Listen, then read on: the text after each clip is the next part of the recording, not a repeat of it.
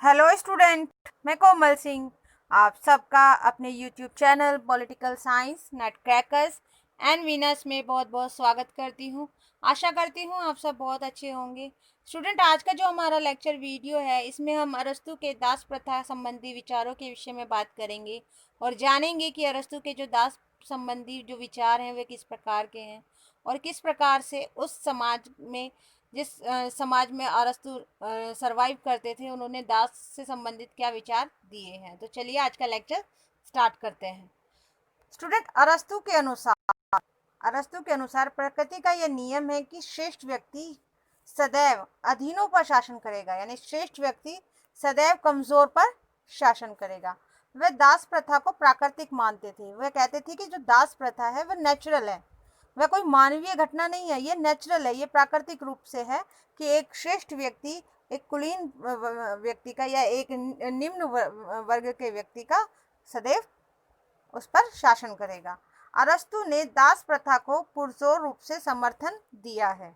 ठीक है स्टूडेंट, अरस्तु ने दास प्रथा का पुरजोर रूप में समर्थन किया है। अरस्तु के अनुसार दास प्रथा दास वर्ग व शासक वर्ग दोनों के लिए जरूरी है और उपयोगी भी। जहां स्वामी के लिए उपयोगी इसलिए है कि उनके द्वारा घरेलू कार्य करने से स्वामी को शासन कार्यों में भागीदारी के लिए पर्याप्त समय मिलता है। इसका अर्थ यह है स्टूडेंट कि जब दास जो है स्वामी के घरेलू कार्य करने लगता है तो स्वामी के द्वारा जो घरेलू कार्यों में उनके जो समय की जो पूर्ति होती थी और जिससे कि उनको अतिरिक्त कार्य करने का समय नहीं मिल पाता था, इससे उनको ये लाभ होता था कि जो उनके घरेलू कार्य थे वे दास कर लेते थे और जो समय बचता था वे अपना समय का सदुपयोग किसी और कार्य के लिए कर लेते थे। ठीक है स्टूडेंट, वहीं अगर दासों की बात करें कि दासों के लिए किस प्रकार से उपयोगी था, तो दासों के लिए स्टूडेंट इसलिए उपयोगी था क्योंकि मालिक के साथ रहते हुए दासों में भी नैतिकता का विकास, यानी उनके अंदर भी मोरालिटी डेवलपमेंट होता रहता था। अरस्तु के अनुसार दास वह व्यक्ति होता है जिसका विवेक बिल्कुल शून्य होता है, यानी ना उसमें सोचने समझने की कार्य करने की कोई शक्ति होती है, मतलब सोचने समझने से कार्य करने की शक्ति नहीं होती है उसको। जिस तरीके से आप कोई कार्य ऑर्डर रूप में दोगे वो उसी को करेगा, तो वो अपने माइंड से कुछ चीज़ों को तर्क संगत रूप में नहीं सोच सकता। अतः ऐसे व्यक्ति दासों की श्रेणी में उन्होंने रखे हैं। अरस्तु के अनुसार दास मनुष्य की जीवन जीवित संपत्ति व परिवार का ही भाग होते हैं।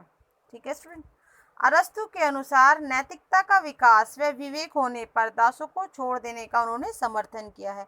उनका कहना यह है कि जिस समय आपको ये लगे कि दास में नैतिकता का विकास हो रहा है और विवेक उसमें आ रहा है और वो चीज़ों को समझने लगा है तर्क के आधार पर और बुद्धि के आधार पर विचारों को समझने लगा है, उस समय उसको दास रूप से मुक्ति दे देनी चाहिए। क्योंकि आप किसी को भी आजीवन दास बनाने का उन्होंने पक्ष नहीं रखा। उन्होंने कहा कि जैसे ही आपको लगे कि नैतिकता का उसमें विकास हो गया है, बुद्धि विवेक उसमें विकसित हो चुके हैं, तो आपको उसको दास प्रथा से मुक्त कर देना चाहिए। वारकर ने कहा, अब इसी की विचारधारा पर वारकर कहते हैं, दास प्रथा की उनकी विचार संबंधी विचारों पर वारकर ने कहा कि अरस्तु के दास प्रथा में मानवीयता का तत्व है, यानी कि अरस्तु जो है दासों को भी मानवीय रूप में लेते हैं, यानी कि उनके लिए भी एक ह्यूमैनिटी रखते हैं, उनके लिए भी एक मानव व्यवहार, अच्छा व्यवहार रखते हैं। वह ऐसा नहीं है कि अगर वो दास है तो वो जानवर है, उनके साथ जानवरों की तरह ट्रीट किया जाए, उनको किसी भी प्रकार से सहूलियत ना हो दी जाए, ऐसे नहीं है। वे उनसे भी मानवीयता का व्यवहार करते हैं। यदि हम अरस्तु की दास प्रथा की कुछ प्रमुख विशेषताओं के विषय में बात करें स्टूडेंट, तो दासों की श्रेणी में युद्धबंदियों को उन्होंने नहीं रखा। उन्होंने कहा कि जो युद्धबंदी है वो दासों की श्रेणी में नहीं आते हैं। दास का बेटा दास हो ये ज़रूरी नहीं है, दास का बेटा भी बड़ा व्यापारी या उच्च वर्ग का हो सकता है, क्योंकि दास का बेटा भी दास ही हो ये कोई ज़रूरी नहीं होता।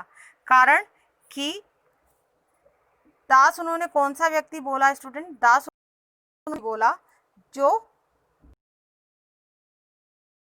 जिसमें बुद्धि की शून्यता होती है, जो चीज़ों को तर्क के आधार पर नहीं समझ पाते। ठीक है स्टूडेंट, तो दासों को उत्पादन कार्यों में नहीं केवल घरेलू कार्यों के लिए प्रयोग किया जाएगा, ये उनकी बात थी। और इसी के साथ उन्होंने कहा कि जब दास में विवेक का विकास हो जाएगा तब उसे मुक्त कर दिया जाएगा। इसके साथ साथ स्टूडेंट उन्होंने कहा कि दासों के साथ मानवीय व मित्रतापूर्ण व्यवहार किया जाएगा। ऐसा नहीं कि उसके साथ कोई अमानवीयता या बर्बरतापूर्ण व्यवहार किया जाए। इसके साथ ही अरस्तु ने कहा कि केवल बर्बर प्रजातियों को ही दास प्रथा में रखा जाएगा, दास बनाकर रखा जाएगा। लेकिन जो बिल्कुल बर्बर जाति हैं, जो बिल्कुल ही मतलब एक तरीके से आप ये कहिए कि उनकी बुद्धि का विकास ही नहीं हुआ, उनको ही केवल दास के रूप में रखा जाएगा। तो स्टूडेंट, आज हमने अरस्तु की दास प्रथा के विभिन्न विशेषताओं के विषय में बात करी, उनके विचारों के विषय में बात करी कि किस प्रकार से वो दास को किस रूप में लेते थे और दास के संबंध में उनकी जो व्यवहार था वो किस प्रकार का था, उनके विचार किस प्रकार के थे। तो नेक्स्ट लेक्चर में हम अरस्तु के दूसरे विचारों के विषय में बात करेंगे। तो बने रहिए हमारे लेक्चर्स के साथ। हमारे चैनल को लाइक कीजिए, शेयर कीजिए एंड सब्सक्राइब कीजिए। Thank you so much.